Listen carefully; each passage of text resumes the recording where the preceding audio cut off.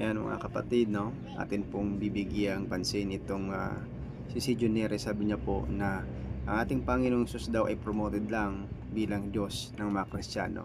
Totoo ba ito? Of course, ang pinakasagot po natin ay hindi.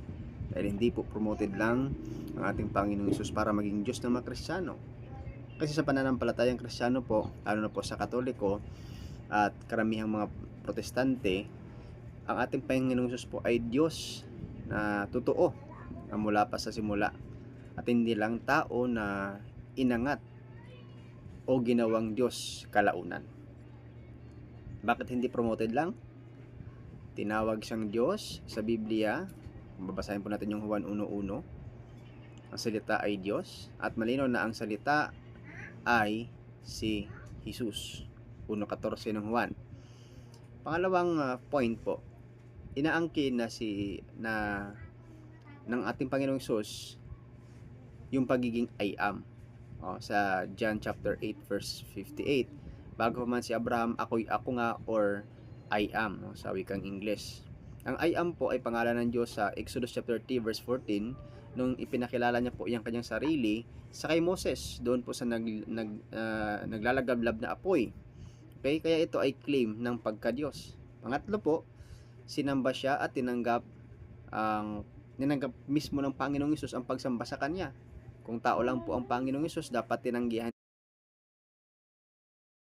niya ang pagsamba. Pero hindi niya ito tinanggihan, pagkos ito po ay kanya pong tinanggap. Mababasa po natin yan sa Mateo 14:33. Pang-apat, tinawag siyang Diyos ng mga apostol. Sino pong tumawag sa kanya?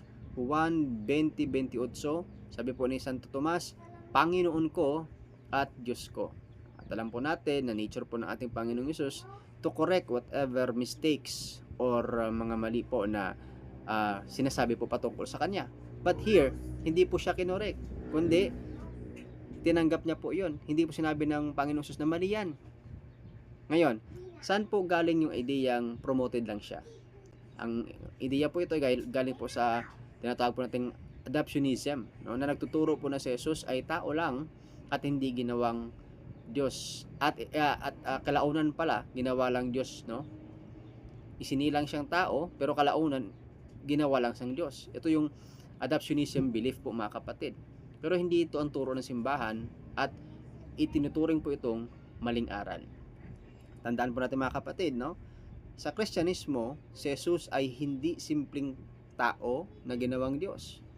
Siya ay Diyos na nagkatawang tao, which is incarnation. Kaya hindi promotion, kundi revelation ng tunay ng kanyang pagkatao. So malinaw po, ang Panginoong Hesus ay hindi po siya promoted lang o ginawang Diyos lamang ng mga Kristiyano. Rather, He is God existing before the ages. Okay? Bago pa po sinilang o ginawa ng Diyos si Adan at si Eva, nandiyan na po ang Panginoong Jesucristo. Siya po yung ikalawang persona ng Santissima Trinidad, no? Na makikita po natin malinaw sa Genesis chapter 1 verse 26. Sabi po ng Panginoon diyan, let us make man. No? Likhain natin ang tao.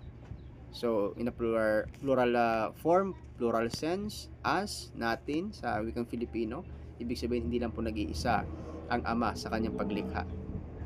Sana po mga kapatid, naging malinaw po ito that our Lord Jesus Christ is the real and true God that we worship. God bless us all.